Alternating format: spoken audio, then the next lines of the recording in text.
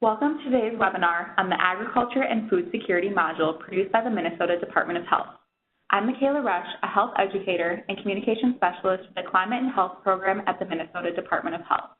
The Minnesota Climate and Health Program is part of a nationwide effort to anticipate, prepare for, and respond to health impacts of climate change.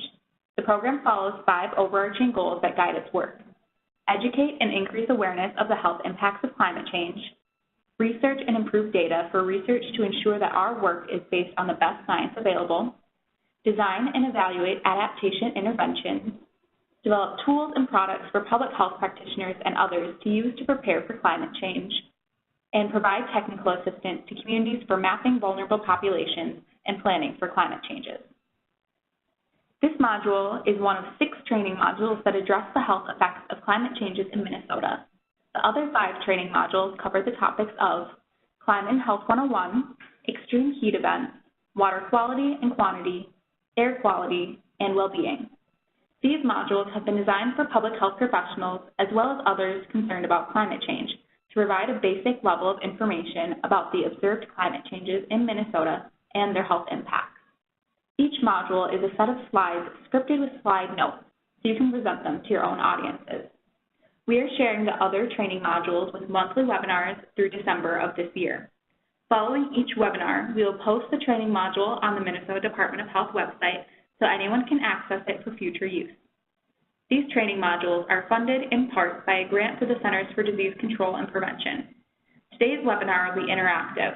We will be asking 4 polling questions throughout the session that you can respond to using the polling bar that will appear on the right side of your screen. If you have any questions throughout the session, please submit them using the chat function located in the drop-down of your screen. We will be saving 10 minutes at the end to answer your questions.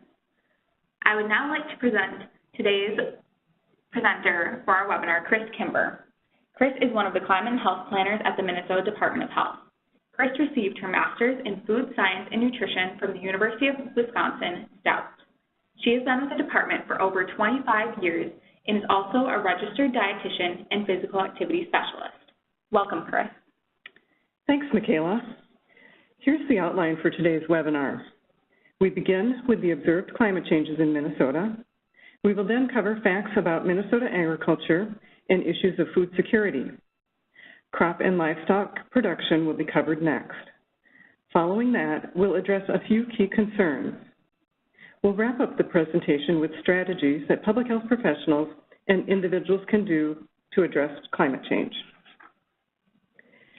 Before we get started with the observed climate changes in Minnesota, let's cover a few definitions.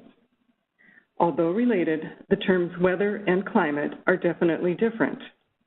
Weather generally refers to the conditions of the atmosphere over a short period of time, like days or weeks, while climate refers to the conditions of the atmosphere over long periods of time, like 20 to 30 years. Therefore, climate change refers to any significant change in the measures of climate lasting for an extended period of several decades. Here are definitions for climate adaptation and climate mitigation. Actions to prevent the adverse health effects of climate change can be described as one or the other. For climate adaptation, this means to anticipate and prepare for the effects of climate change in order to reduce the associated health burdens. Climate mitigation refers to efforts that slow, stabilize, or reverse climate change by reducing greenhouse gas emissions. Now we will begin with the observed climate changes in Minnesota. The Minnesota Department of Health is dedicated to understanding the links between climate changes and adverse health impacts and identifying strategies for addressing these health impacts in Minnesota communities. We designed this graphic to depict how climate and health are linked. Most climate scientists attribute our changing climate to the burning of fossil fuels, like coal and oil, to produce energy for everyday use. This burning adds heat-trapping gases into the air, like carbon dioxide, methane, and nitrous oxide. These heat-trapping gases are commonly known as greenhouse gases. As this graphic shows, the rise in greenhouse gases is leading to increases in temperature and changes in precipitation. These changes are causing changes in air quality, weather patterns, water quality and quantity, and ecosystems, which in turn are leading to more air pollution, extreme heat, floods and drought, and ecosystem threats. Many of these changes have impacts on the health of people, and these impacts will likely increase. One of the main effects of Minnesota's changing climate is that temperatures are rising. Minnesota has gotten noticeably warmer, especially over the last few decades. This slide shows a shift in the rate of change of Minnesota's annual average temperatures. The time frame is from 1895 to 2016, which is approximately the last 120 years. The left side of the graph shows Minnesota's temperatures for the first roughly 60 years, from 1895 to 1959, where temperatures increased by about 0.2 of a degree Fahrenheit per decade. The graph on the right side of the slide shows the next roughly 60 years, from 1960 to 2016, where Minnesota's average temperature has accelerated to a rate of over 0.5 of a degree Fahrenheit per decade. This would amount to an increase of 5 degrees Fahrenheit that we would experience by the end of this century, a significant accelerated rate. Now focus your attention on the red dots. These represent the 10 warmest years in Minnesota. As you can see, 9 of the 10 warmest years in the state, recorded since 1895, have occurred in just the last 3 decades. Within this overall annual warming pattern, there have been 3 significant observations in Minnesota. First, winter temperatures are rising twice as fast as the annual average temperatures. We are now experiencing more warmer winter temperatures, less snow and more winter rain, and changes in the amount of ice. Secondly, minimum temperatures, which are the overnight lows, have been rising faster than maximum temperatures, which are the daytime highs. In just the last 30 years, average annual overnight lows have been rising at a rate of 6 degrees Fahrenheit per 100-year period. And lastly, the northern part of the state is warming faster than the southern part of the state. Over the last 50 years, there has been a distinct spread of warmer overnight lows into the northern part of Minnesota. This is consistent with patterns seen across the northern hemisphere, where climate changes are occurring more rapidly at these higher latitudes. The other change that we are observing in Minnesota is a change in our precipitation patterns. With warmer temperatures, more evaporation occurs, and warmer air can hold more water vapor than cooler air. This slide shows Minnesota's average annual precipitation. The time frame is the same as the temperature slides, showing the past 120 years, from 1895 to 2016. The graph on the left highlights the trends from 1895 to 1959, and the graph on the right highlights the trends from 1960 to 2016. For the first 60 years, the trend in precipitation was actually slightly downward, at a loss of 0.2 of an inch per decade. This downward trend was influenced by the Dust Bowl years of the 1930s. The rate of precipitation in the recent 60 years, however, has increased by nearly 0.5 of an inch per decade. Along with the increase in annual average precipitation, the character of precipitation is changing in Minnesota. The overall increase in our average annual precipitation is being driven by heavy rain events. The graphic on this slide points out that there have been 15 historic mega rain events in Minnesota since 1858, which is when weather record-keeping began, about 160 years ago. A mega rain event represents a huge amount of rain over a very large geographic area.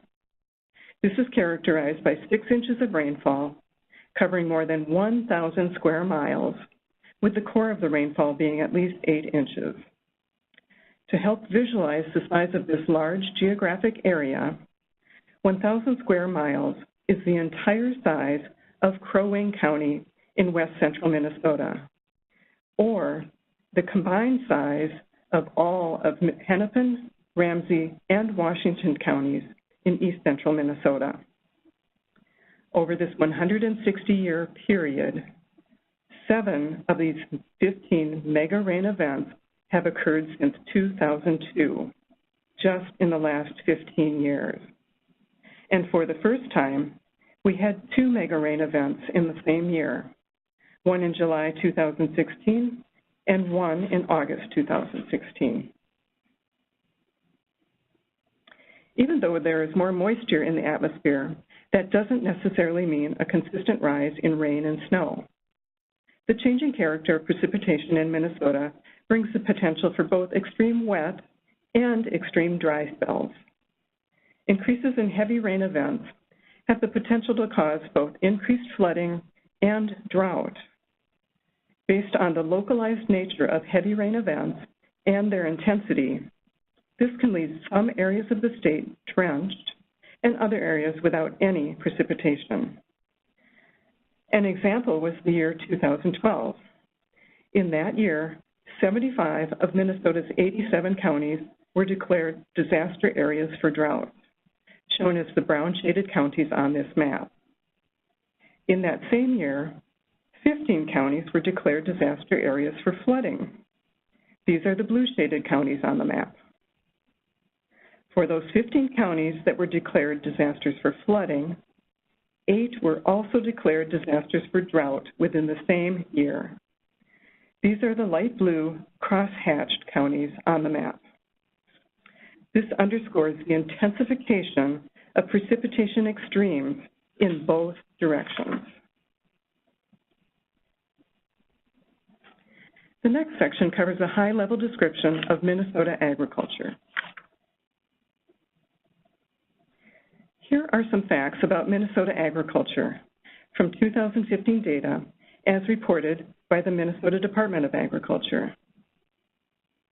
Of the 4.5 million people living in Minnesota, 23% live in rural areas of the state. Agricultural land makes up 51% of the total land acres in Minnesota, for a total of 26 million acres of farmland. The number of farms in Minnesota is 74,542, and the average farm size is 349 acres. We will now be having our first polling question. How much money does agricultural production and processing generate per year for Minnesota's economy? Your options are $50 million, $120 million, $90 billion, or $1 trillion. You will now have 20 seconds to submit your answer.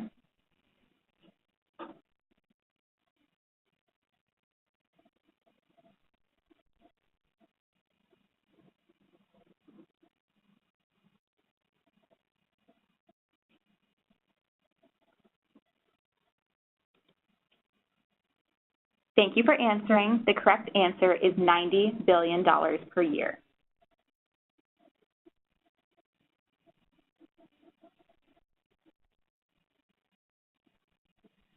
We're just waiting for our answers to populate up on the screen, and you should see that, and then we'll continue on.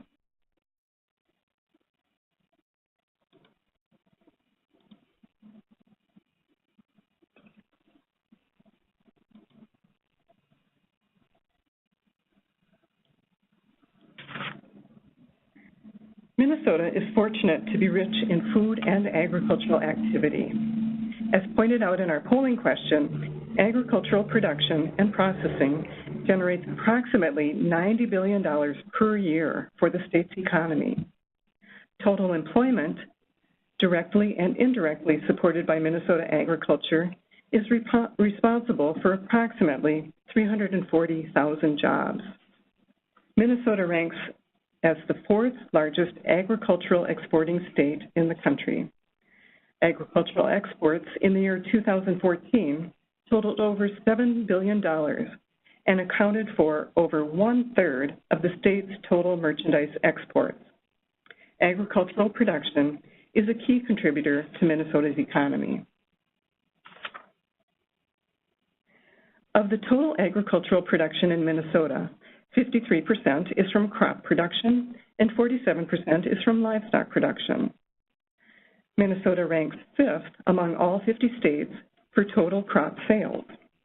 The state is the #1 crop producer in sugar beets, processed sweet corn, and green peas, #2 in wild rice, and #3 in dry beans and oats. Minnesota ranks 8th in all 50 states for total livestock sales. The state is the #1 livestock producer in turkeys, #2 in hogs, and #3 in meat animals.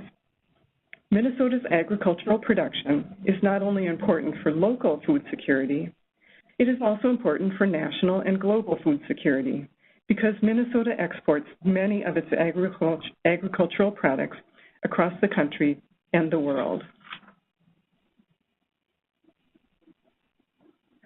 Climate disruptions to agricultural production have increased in the past 40 years and are projected to increase more over the next 25 years.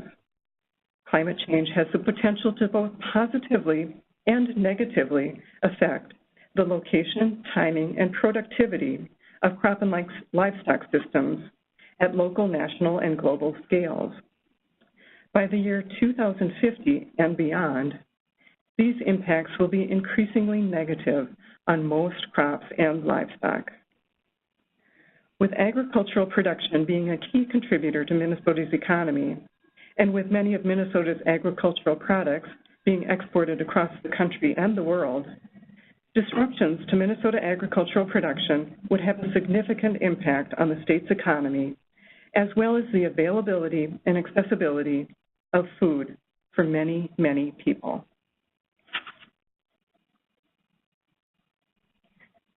The next section describes food security. There are generally two ways to think about food security. Many environmental health specialists and sanitarians think about food security as food safety. They focus on ensuring food is not contaminated with a disease or pathogen in order to prevent people from becoming sick. While this area of food security is incredibly important, the focus of this webinar is on the other definition of food security that refers to a sufficient amount of food. The United Nations defines food security as when people have the availability and adequate access at all times to sufficient, safe, nutritious food to maintain a healthy and active life.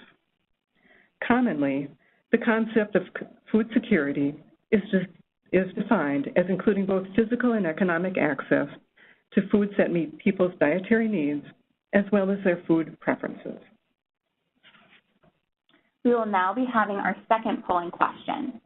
After learning the definition of food security, which of the following do you think is not a component of food security?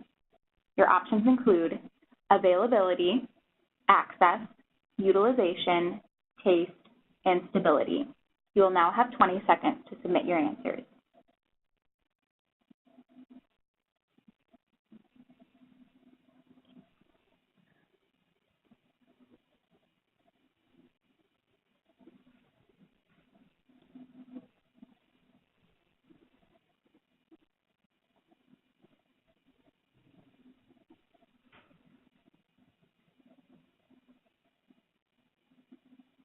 Thank you for answering. The correct answer is taste.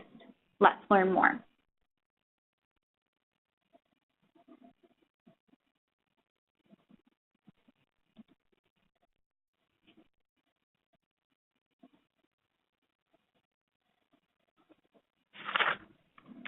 Here are the four components of food security.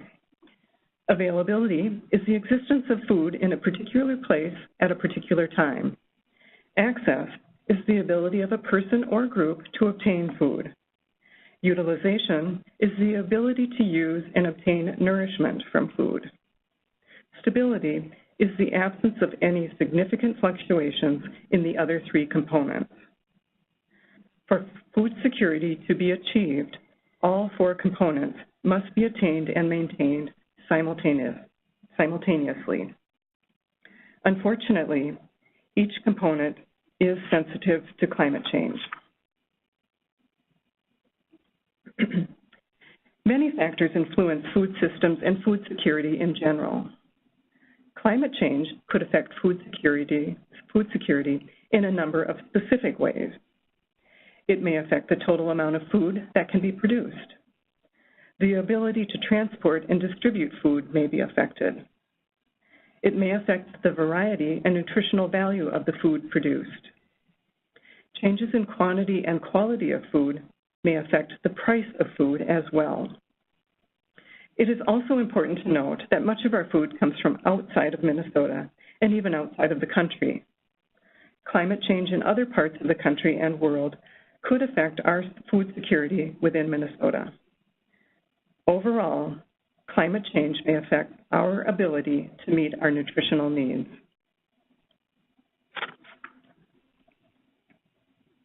The next section describes the potential impacts of climate change on crop production. To understand the climate change impacts on crop production, let's start with a review of photosynthesis. This is the process used by plants to convert solar radiation into chemical energy. The process uses sunlight energy, carbon dioxide, and water to grow carbohydrates and proteins as foods consumed by humans and animals, along with producing oxygen as a byproduct. Crop production impacts from our changing climate include these concerns.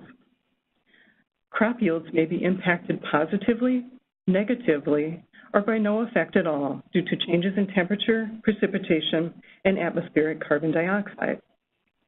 For example, corn yields decrease as temperatures increase, while soybean yields increase as atmospheric carbon dioxide increases. However, increasing temperatures are expected to offset any benefit later in the century, and by the year 2050, all crop yields are expected to decline. Crop losses may increase due to increasing impacts from weeds, insects, and diseases. Declines in soil and water quality and quantity are also expected due to increasing extremes in precipitation. Rising temperatures are already causing substantial shifts in the environment. Maps of USDA plant hardiness zones show what types of plants will survive well and where. Zones are based on the average annual minimum winter temperature over a 30-year period, and each zone represents a 10-degree Fahrenheit increment of minimum temperatures. The maps on this slide compare 2 points in recent times. The map on the left is from 1990, and the map on the right is from 2015. Look closely at the changes in Minnesota over this 25-year period. In 1990, Minnesota was predominantly Zone 3 in the northern half of the state and Zone 4 in the southern half of the state.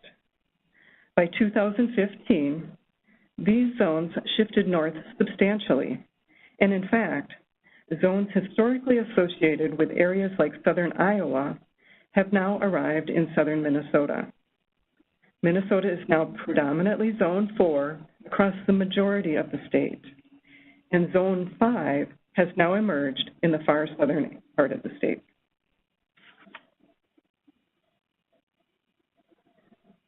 Warmer winters have lengthened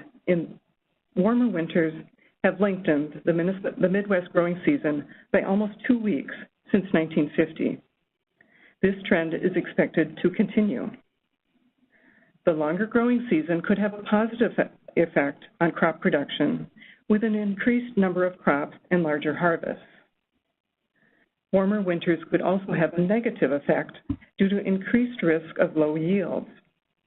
Some perennial crops have a winter chill requirement of a minimum number of hours exposed to chilling temperatures. This keeps plants dormant for a time before they flower. Yields decline if the chilling requirement is not completely satisfied. Also, warmer winters can lead to earlier budding or blooming for some perennial plants. This could result in frost damage when cold conditions return later in the spring. In an example from 2012, Minnesota experienced an unusually warm March, followed by a hard frost in April. This damaged the buds of the state's apple crop, and apple production dropped well below normal for that year. The changing climate affects the amount, distribution, and intensity of precipitation. There has been a trend toward fewer workable field days because of changing precipitation patterns in the spring season, particularly April through May in Minnesota. Timeliness of planting is an important part of crop production cycles. Soil erosion occurs when the rate of precipitation exceeds the ability of the soil to maintain an adequate infiltration rate. When this occurs, runoff from farm fields moves water and soil into nearby water bodies. Projected increases in waterfall intensity will increase soil erosion in the absence of conservation practices. Periods of drought may cause crop losses due to reduced water availability, as well as a potential concentration of pollutants. Drought also increases the threat of wildfires.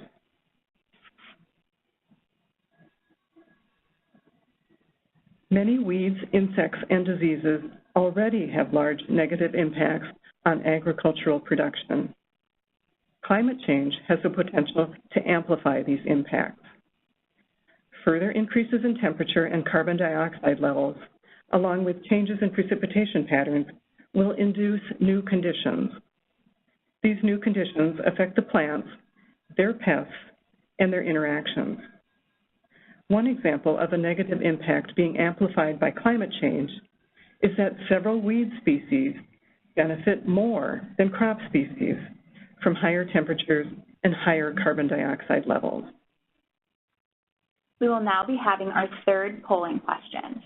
Next, we will be talking about changes in nutritional value due to climate change. Which of the following nutrient content changes in plants may occur due to rising levels of atmospheric carbon dioxide? Your answers include higher carbohydrate levels, lower protein levels, lower mineral content, or all of the above. You will now have 20 seconds to submit your answer.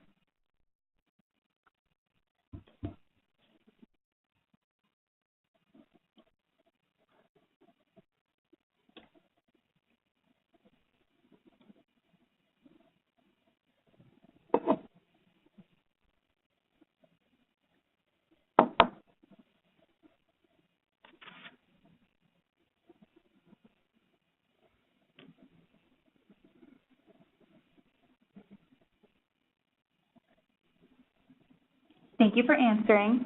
The correct answer is all of the above. Let's learn why.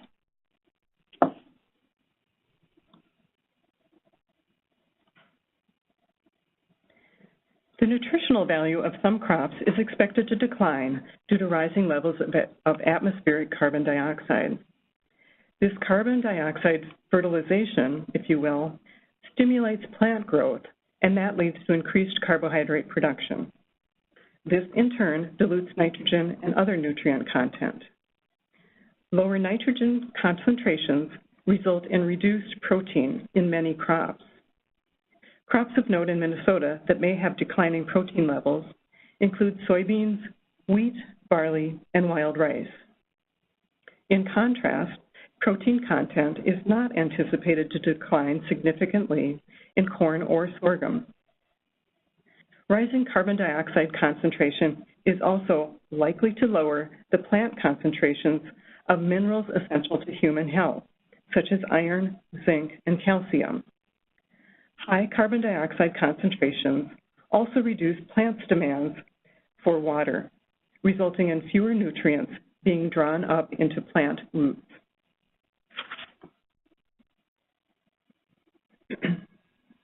Over the course of history, agriculture has continually adapted to natural changes in climate.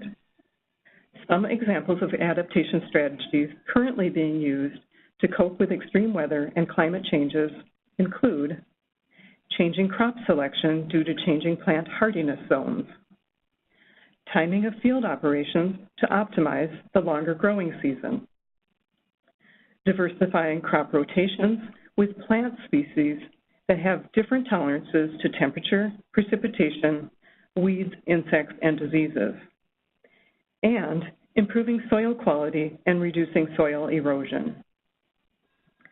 Although agriculture has a long history of successful adaptation to climate variability, the pace and intensity of anticipated climate changes represent unprecedented challenges to the sustainability of our country's agriculture.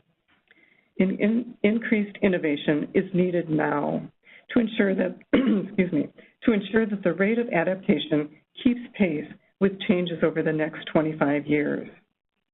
In the longer term, however, adaptation will be more difficult because the physiological limits of plants will be exceeded more frequently.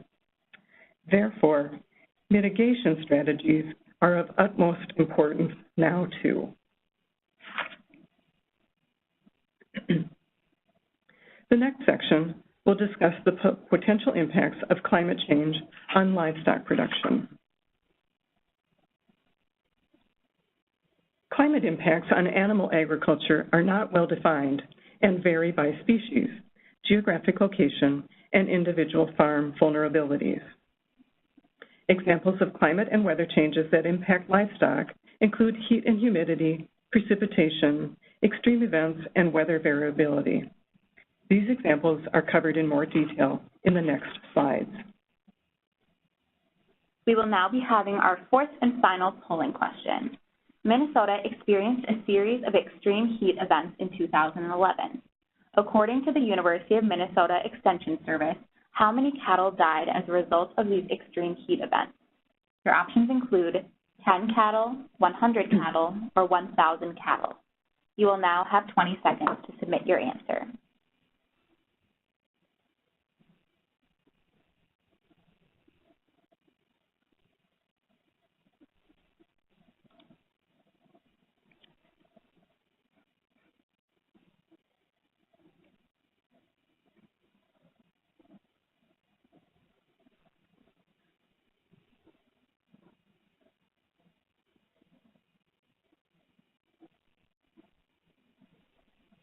Thank you for answering. The correct answer is 1,000 cattle. Let's learn more.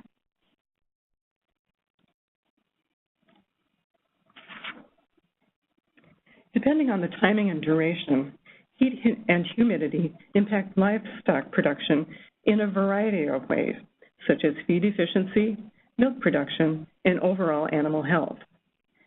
Extreme heat and humidity may even lead to animal death. And even small changes, such as warmer nighttime temperatures, can have a significant impact on animals. The example we covered in the polling question was the extreme heat events that occurred in Minnesota in 2011. As noted, these heat events were responsible for 1,000 cattle deaths. The majority of these losses occurred in south central and southwestern Minnesota. Wetter or drier conditions, the intensity of rainfall, and the timing of rainfall all impact livestock production. Some examples of how our changing precipitation patterns can cause problems include both flooding and drought can lead to crop and forage losses. Soil erosion can occur from flooding. It can also occur from drought through wind erosion. Manure storage can be very challenging with large precipitation events. And muddy pastures, feedlots, and roads can also create production challenges. Extreme weather, such as widespread flooding or drought, can lead to catastrophic losses on the farm. Flooding can impact local bridges or roads, causing logistics challenges for transporting feed and supplies to and from the farm. Power outages, wind damage, and heavy snow or ice on farm buildings and structures can create challenges to farm operations. Extreme weather may also impact farm workers' ability to get to work.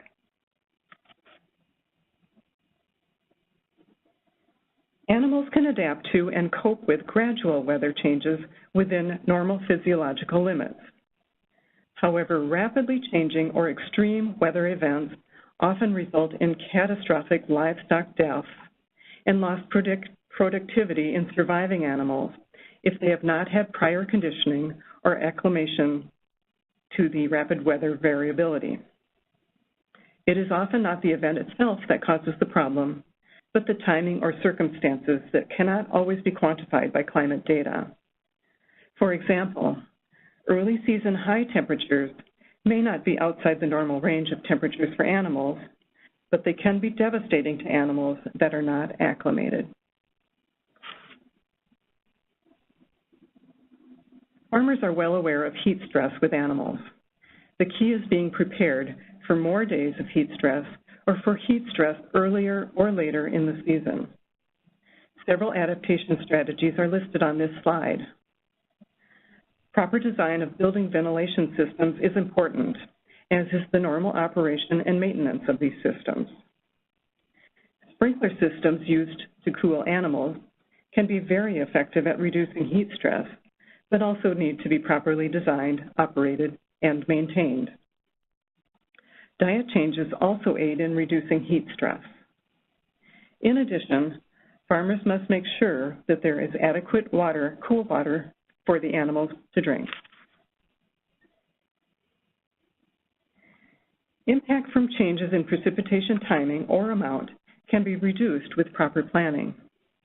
Adaptation planning includes reserving enough feed and having alternative sources of feed readily available, building in some flexibility in manure management with extra space available in the manure storage facility, having a backup power supply that is well maintained and tested, and having a comprehensive emergency response plan in place.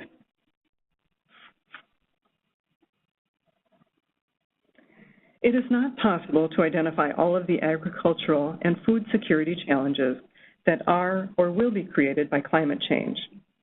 This next section highlights 3 of these challenges.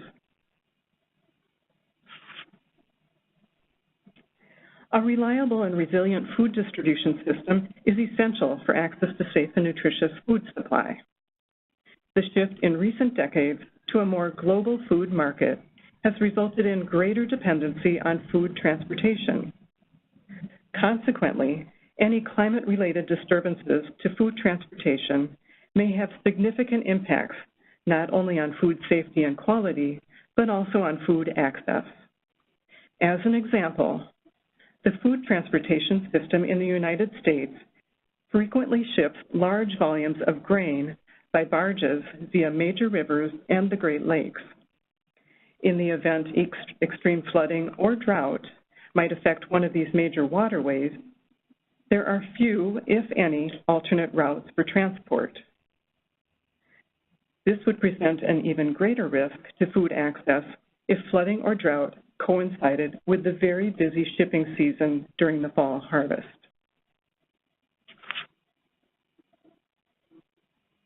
Globally, climate change is expected to increase food prices in response to declining food production and associated trends in the cost of increasingly expensive petroleum used for agricultural inputs like pesticides and fertilizers. As food prices rise, food security risks increase.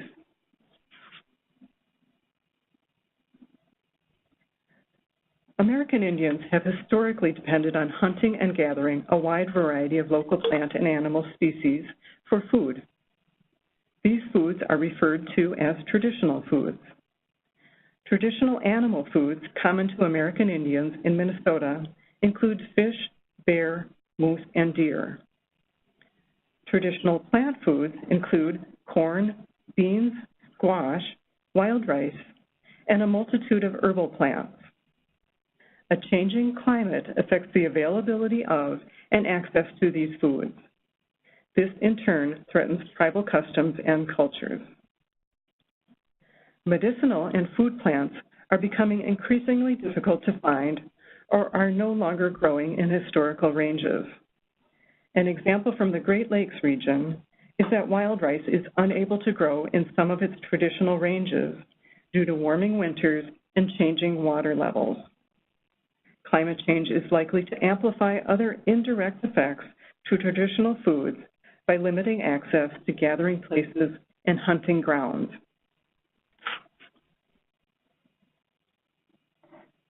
The next section will highlight a number of strategies that can be implemented by public health professionals and individuals to address climate change in Minnesota.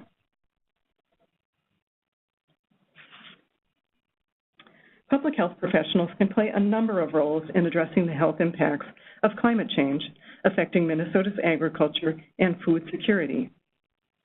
Examples of strategies include increasing the awareness of how climate change impacts agriculture and food security, identifying which populations are most at risk of food security issues, monitoring population health status by tracking health conditions that are impacted when food security is at risk, and working with agriculture and food processing partners to reduce exposure to harmful chemicals.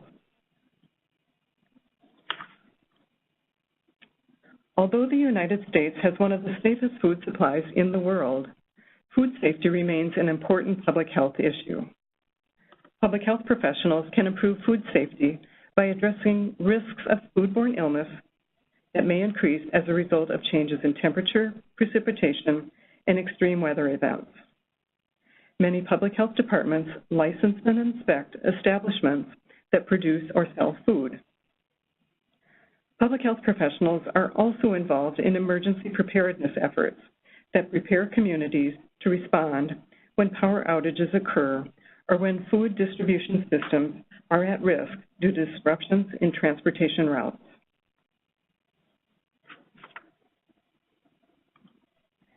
Promoting a diverse food supply can help insulate Minnesota from crop losses due to our changing climate.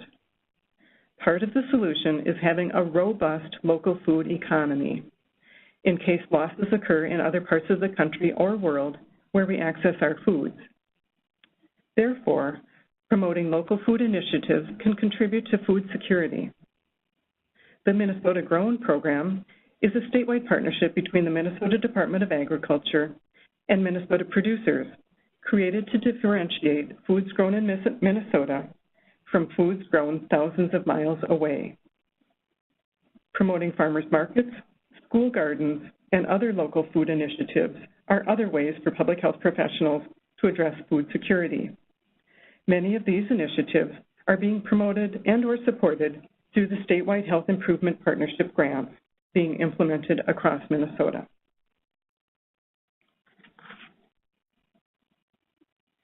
Climate change may increase the risk of food security in many different populations, and not all populations are equally vulnerable. For example, low-income populations, hunters and gatherers, and farm workers may be more susceptible to the effects of climate change on food security. Public health professionals can assist in a number of ways. One way is to promote and support programs that accept food assistance payments at local food retailers and vendors. Another way is to partner with emergency food banks to support those in need of a temporary or emergency access to food. Climate change has broad, sweeping impacts on ecosystems that impact fish, game, and wild plants used for food. These impacts may cause substantial negative challenges for rural communities, American Indians, and other people who rely more heavily on subsistence hunting and gathering. An example where public health professionals can assist is to distribute fish consumption guidance where fish have been tested for contaminants.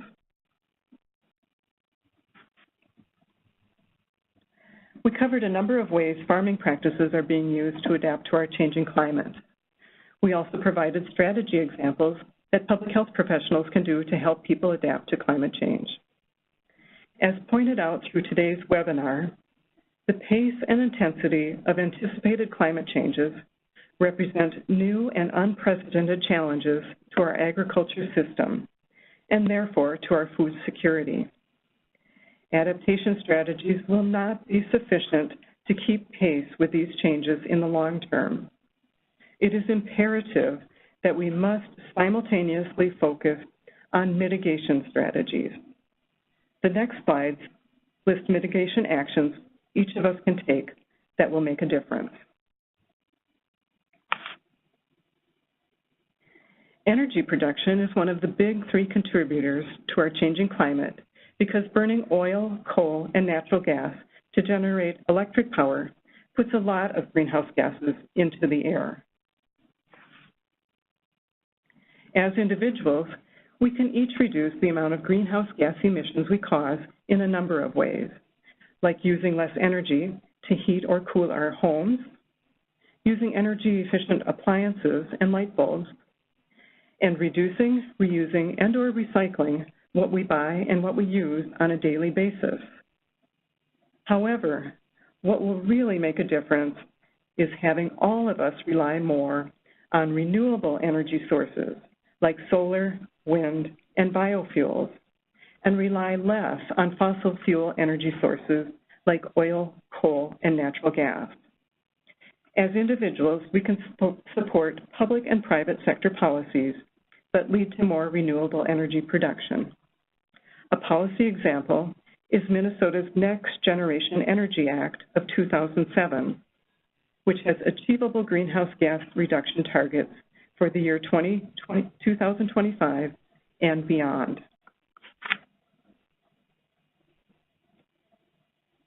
Transportation is the second big contributor to our changing climate because burning fuel to power vehicles emits a lot of greenhouse gases into the atmosphere. We can each reduce the amount of greenhouse gas emissions we cause by using transportation options that burn less gasoline or diesel fuel, like walking, biking, using transit, and carpooling or telecommuting when possible. But what would really have an impact is if we all have transportation options that either burn less or don't use any gasoline or diesel fuel. This can be done by supporting public and private sector policies, like increasing fuel efficiency standards, incentivizing the production and purchase of electric vehicles, and building more transit options where sufficient population density exists. And finally, agriculture is the third big contributor to greenhouse gas emissions because it takes a lot of energy to produce, process, and transport food. As individuals, we can each reduce the amount of greenhouse gas emissions we cause by buying more locally grown foods, eating fewer processed foods and less meat, and even growing some of our own food. However, what is really needed is for all of us to have access to foods that are produced, processed, and transported using less energy. As individuals, we can support public and private sector policies that incentivize foods produced with fewer chemicals, foods that are less processed and closer to their natural state, and foods that are transported shorter distances.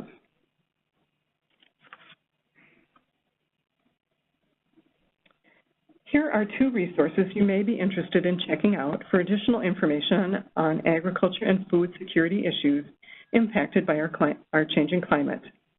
The first resource has 4 chapters of particular interest to today's webinar. The second resource includes a chapter on food safety, nutrition, and distribution.